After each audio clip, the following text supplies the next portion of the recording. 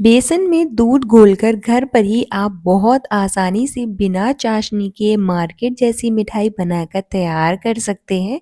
तो चलिए देखते हैं कैसे बनाना है। सबसे पहले एक मिक्सिंग बोल में डालेंगे हम बेसन।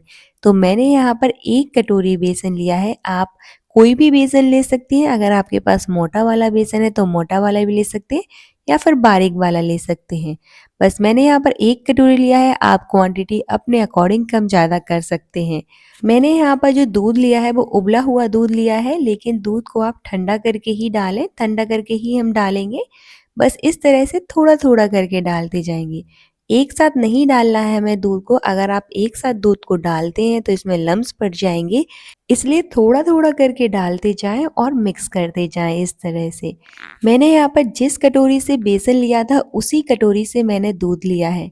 तो अभी मैंने आधी कटोरी दूध डाल लिया है, आधी कटोरी और डालेंगे। सबसे पहले इसको मिक्स करेंगे। तो 1 कटोरी बेसन के साथ हम 1 कटोरी ही दूध डालेंगे और इस तरह से बढ़िया से मिक्स करते जाएंगे। इस तरह से एक बार बनाकर ट्राई करिए। एक बार में ही आपकी मिठाई बिल्कुल परफेक्ट बनकर तैयार हो जाएगी। और सबसे अच्छी बात ये है कि इस मिठाई को बनाने के लिए आपको चाशनी बनाने की ज़रूरत नहीं पड़ेगी। बिना चाशनी के ही आप इसको बहुत आसानी से बनाकर तैयार कर सकते हैं। तो देखिए यहाँ पर बढ़िया से मैंने इस तरह से मिक्स कर लिया है। उससे पहले अगर आप मेरे चैनल पर नए हैं तो चैनल को सब्सक्राइब और वीडियो को लाइक करना ना भूलें और ज़्यादा से ज़्यादा शेयर करें। और मुझे कमेंट सेक्शन में ज़रूर बताना कि आप ये वीडियो कहाँ से देख रहे हैं, ताकि मैं आपका थैंक्स कर सकूँ। तो बस देखिए मैंने यहाँ पर 1 कटोरी टोटल दूध यूज़ किया है और इस तरह से बढ़िया से मिक्स कर लिया है और इस तरह की कंसिस्टेंसी का हमें एक बैटर चाहिए है। तो यहाँ पर आप कंसिस्टेंसी देख सकते हैं। अच्छे से इसको मिक्स कर लीजिएगा ताकि इसमें बिल्कुल भी लम्स ना रहें। हमें लम्स फ्री बैटर चाहिए है, तभी जाके हमारी मिठाई बिल्कुल परफेक्ट बनकर तैयार होगी। तो देखिए बढ़िया से मैंने इसको इस तरह से मिक्स कर लिया है। आप कंसिस्टेंसी देख सकते हैं। ये बिल्कुल भी पतली नहीं है, हमें इसको पतली नहीं करना है, इसी तरह की कंसिस्टेंसी रखनी है। तो चलिए इस तरह से हम बढ़िया से इसको मिक्स करके साइड में रख देते हैं, तब तक हम आगे की तैयारी कर लेते हैं। तो इस रेसिपी को हम बिना चाशनी के बनाकर तैयार करने वाले हैं, इसलिए हम चीनी का पाउडर यूज़ करेंगे। तो यहाँ पर सबसे पहले तो हम चीनी को ग्राइंडर जार में डालकर बढ़िया से ग्राइंड कर लेंगे। मैंने यहाँ पर 3/4 कटोरी जो है चीनी ली है। तो कप या कटोरी सेट कर लीजिए, उसी से सारी चीज़ें ऐड करिएगा। 1 कटोरी बेसन के साथ मैंने यहाँ पर 3/4 कटोरी चीनी का यूज़ किया है। आप यहाँ पर चीनी का यूज़ अपने स्वाद अनुसार कर सकते हैं। अगर ज़्यादा मीठा करना पसंद करते हैं तो क्वांटिटी आप बढ़ा सकते हैं और कम करते हैं तो यहाँ पर आप आधी कटोरी भी ले सकते हैं। बस अब जो हमने घोल बनाकर तैयार किया था बेसन और दूध का, उसमें ऐड करेंगे हम थोड़ा सा फूड कलर और साथ ही में जो हमने पाउडर बनाकर तैयार करी है चीनी, उसको ऐड कर देंगे।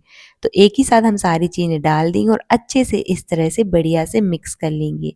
तो इस स्टेज पर हमें पानी वगैरह दूध का बिल्कुल यूज़ नहीं करना है। जैसे ही चीनी अच्छे से मिक्स होगी तो जो हमारा बैटर है कुछ इस तरह से पतला होता जाएगा, क्योंकि जो चीनी है वो इस तरह से डिज़ोल्व होगी और इस तरह की कंसिस्टेंसी में हमारा बैटर आ जाएगा। तो अच्छे से बढ़िया से मिक्स कर लीजिए ताकि इसमें लम्स ना रहें। तो यहाँ पर आप देख सकते हैं कि जो हमारा बैटर है वो पहले थोड़ा थिक था, लेकिन अब जैसे ही हमने चीनी डाली तो उसकी कंसिस्टेंसी जो है थोड़ी सी पतली हो गई। तो क्योंकि चीनी जो है उसमें डिज़ोल्व हो गई है।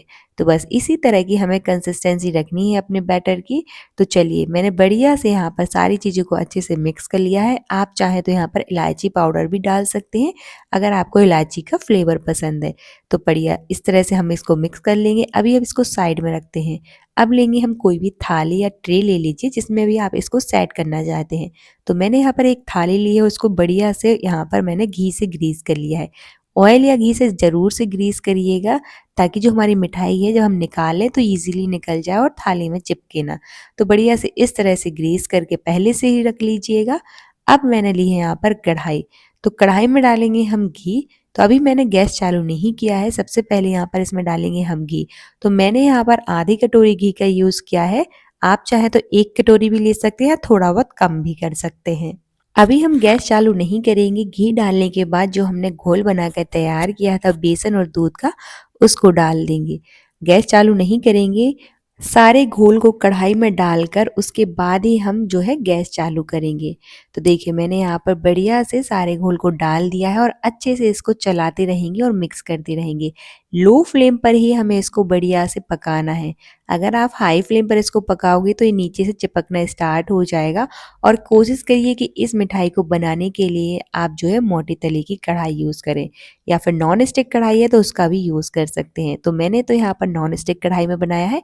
अगर आप ज़्यादा परेशान नहीं होना चाहते हैं तो यहाँ पर नॉन स्टिक कढ़ाई का ही यूज़ करिएगा।